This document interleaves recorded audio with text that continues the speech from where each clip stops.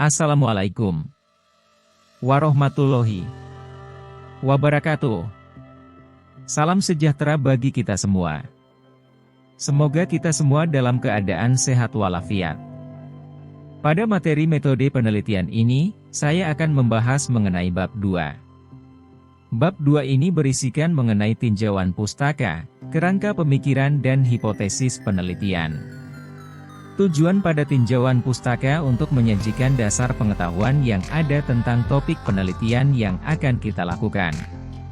Tinjauan pustaka ini melibatkan mengumpulkan literatur yang relevan dan menggambarkan teori, konsep, temuan, dan pendekatan yang telah dikembangkan oleh peneliti sebelumnya. Kajian teori juga membantu mengidentifikasi kesenjangan dalam pengetahuan dan memberikan dasar pengetahuan yang diperlukan untuk memahami konteks penelitian yang akan dilakukan. Selain itu, kajian teori juga dapat membantu kita untuk memperjelas kerangka konseptual penelitian yang akan kita lakukan. Dengan menganalisis literatur yang telah kita telusuri pada buku dan media online, kita dapat mengidentifikasi variabel-variabel penelitian yang relevan, mengetahui hubungan antara variabel-variabel penelitian tersebut, serta alur logika atau kerangka logis dari masalah penelitian yang akan kita pecahkan. Dengan membuat hipotesis yang mendasari penelitian yang mana ini dapat membantu kita dalam merumuskan pertanyaan penelitian yang tepat dan menyusun kerangka teoritis yang kokoh. Idealnya kajian teori juga membantu kita dalam mengidentifikasi kesenjangan pada penelitian sebelumnya, di mana penelitian sebelumnya belum sepenuhnya menjawab masalah penting atau belum menyediakan pemahaman yang memadai tentang topik penelitian KTA. Mengidentifikasi kesenjangan ini memberikan landasan bagi penelitian baru yang dapat memberikan kontribusi kepada pengetahuan yang ada. Dengan melakukan kajian teori yang komprehensif, kita dapat mengetahui penelitian apa yang telah dilakukan sebelumnya dengan cara melakukan kajian secara online menggunakan Google Scholar.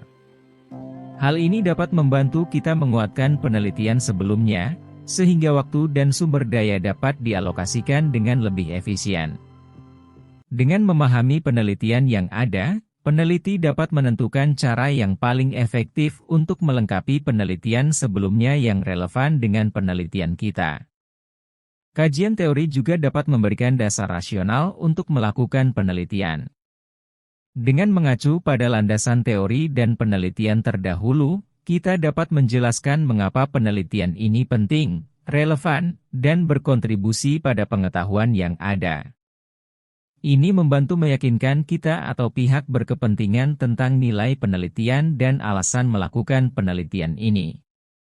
Kajian teori juga dapat membantu mengarahkan metode penelitian yang akan digunakan. Pada kajian teori, kita dapat melihat metode-metode yang telah digunakan dalam penelitian sebelumnya dan mengevaluasi kelebihan dan kekurangan masing-masing.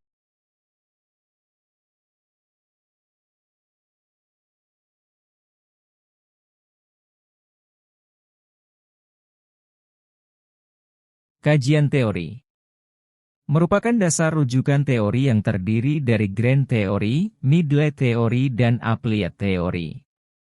Grand teori.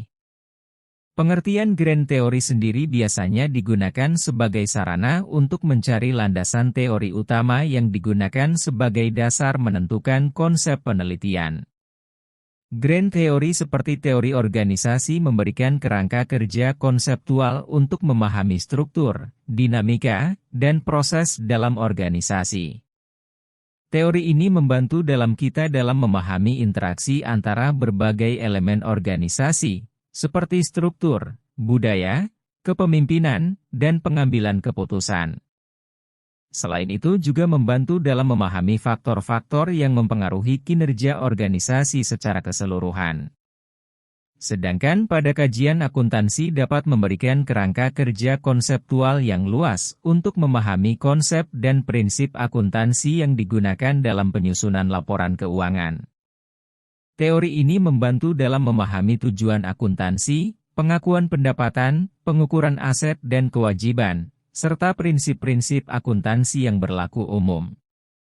Juga landasan teori ini juga memberikan dasar untuk memahami peraturan akuntansi dan standar pelaporan keuangan yang berlaku. Middle Theory. Middle Theory adalah di mana teori tersebut berada pada level menengah yang fokus kajiannya makro dan juga mikro. Pada kajian teori keuangan seperti teori keagenan memberikan kerangka kerja konseptual yang lebih terperinci untuk memahami hubungan antara pemilik dan agen dalam organisasi bisnis. Pemahaman ini dapat membantu kita dalam menganalisis masalah agensi, insentif, dan pengawasan dalam hubungan kontrak antara pemegang saham dan manajer. Membantu kita dalam memahami mekanisme pengendalian internal dan eksternal yang dapat diterapkan untuk mengurangi konflik keagenan dan meningkatkan kinerja organisasi. Dalam konteks akuntansi seperti teori pengeluaran biaya memberikan kerangka kerja konseptual yang lebih terperinci untuk memahami pengeluaran biaya dalam konteks akuntansi manajemen. Hal ini dapat membantu kita dalam menganalisis biaya produksi, biaya overhead, strategi pengendalian biaya, dan pengambilan keputusan berdasarkan analisis biaya. Applied Theory. Applied Theory adalah suatu teori yang berada di level mikro dan siap untuk diaplikasikan dalam konseptualisasi.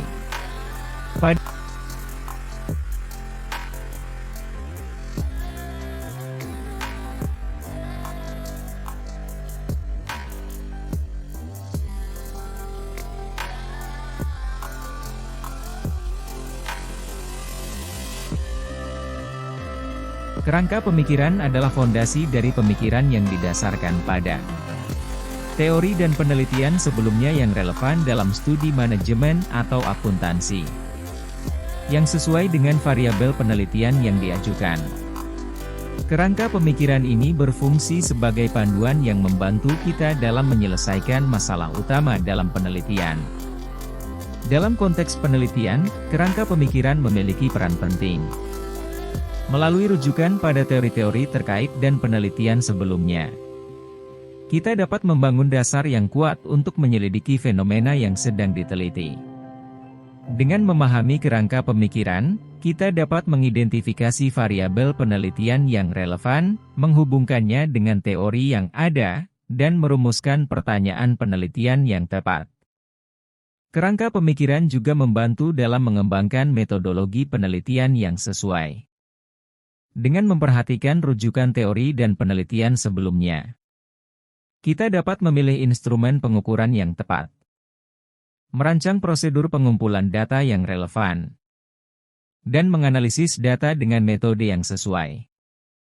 Dengan demikian dapat dikatakan bahwa kerangka pemikiran menjadi landasan yang penting dalam penelitian manajemen maupun akuntansi.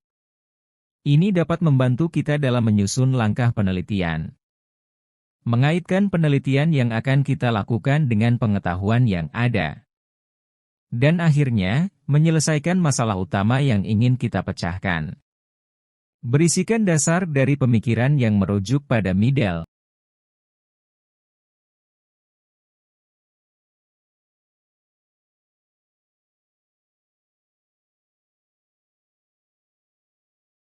Pada saat kita menyusun kerangka pemikiran maka langkah yang harus dilakukan.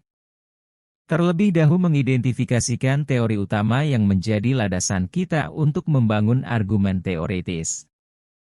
Berdasarkan pada teori yang digunakan, kita dapat membangun argumen secara logis dan rasional, yang menghubungkan atau mengaitkan argumen tersebut untuk menyelesaikan masalah penelitian yang telah kita tentukan sebelumnya.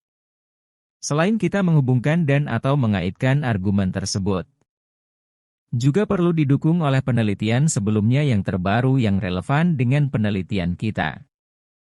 Sehingga kita dapat menguatkan landasan teori yang digunakan, dengan menambahkan penelitian sebelumnya yang mendukung. Dengan demikian argumen kerangka pemikiran kita yang logis dan rasional dapat diterima. Paradigma penelitian merupakan gambaran konseptual yang merupakan hasil turunan dari kerangka pemikiran. Hal ini penting untuk memastikan konsistensi antara gambaran konseptual dengan kerangka pemikiran yang telah dijelaskan sebelumnya. Dalam menggambar kerangka pemikiran, perlu memperhatikan variabel penelitian independen dan dependen. Variabel penelitian independen perlu ditambahkan dengan pengukuran variabel, termasuk dimensi pengukurannya, serta menyertakan nama dan tahun teori yang digunakan. Hal yang sama juga berlaku untuk variabel dependen. Dengan mencantumkan pengukuran variabel dan teori yang relevan, kerangka pemikiran menjadi lebih komprehensif dan terstruktur. Selanjutnya, perlu menambahkan teori penghubung yang menjelaskan keterkaitan antara variabel penelitian, baik itu variabel independen maupun dependen. Teori penghubung ini berperan dalam memahami hubungan sebab akibat atau keterkaitan antara variabel-variabel yang diteliti. Arah panah pada paradigma penelitian juga perlu diperhatikan. Jika arah panah hanya satu, hal ini mengindikasikan adanya pengaruh sepihak antara variabel-variabel tersebut. Namun, jika terdapat panah dua arah, ini menunjukkan adanya keterkaitan dan pengaruh timbal balik antara kedua belah pihak. Dengan memperhatikan semua aspek tersebut, paradigma penelitian dapat memberikan gambaran yang jelas tentang hubungan antar variabel dan pengaruh yang terjadi.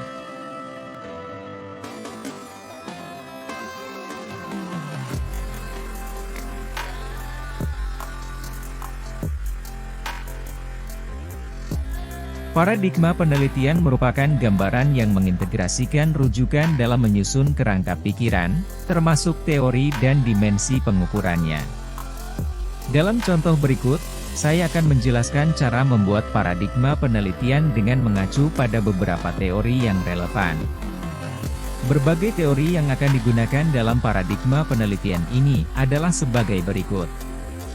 Teori A, 2020, teori ini menyatakan bahwa variabel X1 memiliki peran penting dalam konteks penelitian. Untuk memahami variabel X1, perlu mencantumkan dimensi pengukurannya. Teori B, 2020, teori ini menyatakan bahwa variabel X2 juga memiliki peran penting dalam penelitian. Sama seperti variabel X1, perlu mencantumkan dimensi pengukurannya. Teori C, 2020, teori ini menyatakan bahwa variabel Y memainkan peran penting dalam kaitannya dengan variabel-variabel lainnya. Dalam paradigma penelitian, perlu mempertimbangkan dimensi pengukuran variabel Y. Teori D, 2020, teori ini menunjukkan bahwa terdapat hubungan erat antara variabel X1 dan X2. Ini mengindikasikan bahwa kedua variabel tersebut saling berhubungan dan perlu dipertimbangkan dalam analisis. Teori E, 2020 sedih teori ini menyatakan bahwa variabel X1 berpengaruh terhadap variabel dependen, Y. Oleh karena itu, dalam paradigma penelitian, penting untuk memperhatikan pengaruh variabel X1 terhadap variabel Y. Teori F, 2020, teori ini menyatakan bahwa variabel X2 juga berpengaruh terhadap variabel dependen, Y. Dalam paradigma penelitian, perlu mempertimbangkan pengaruh variabel X2 terhadap variabel Y. Dengan mengacu pada teori-teori di atas, paradigma penelitian dapat dibangun dengan mempertimbangkan hubungan dan pengaruh variabel-variabel.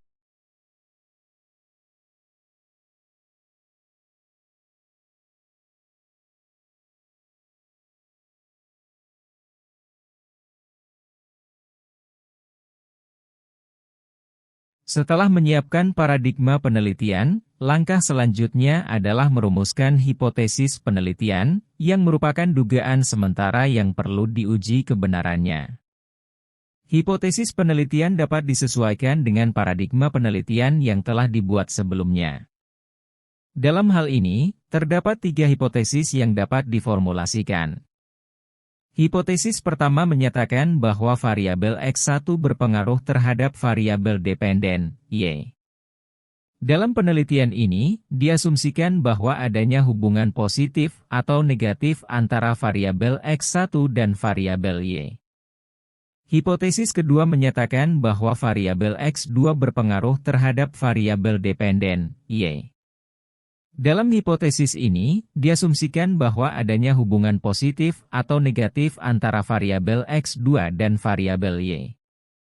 Hipotesis ketiga menyatakan bahwa variabel X1 dan X2 berpengaruh terhadap variabel dependen, Y.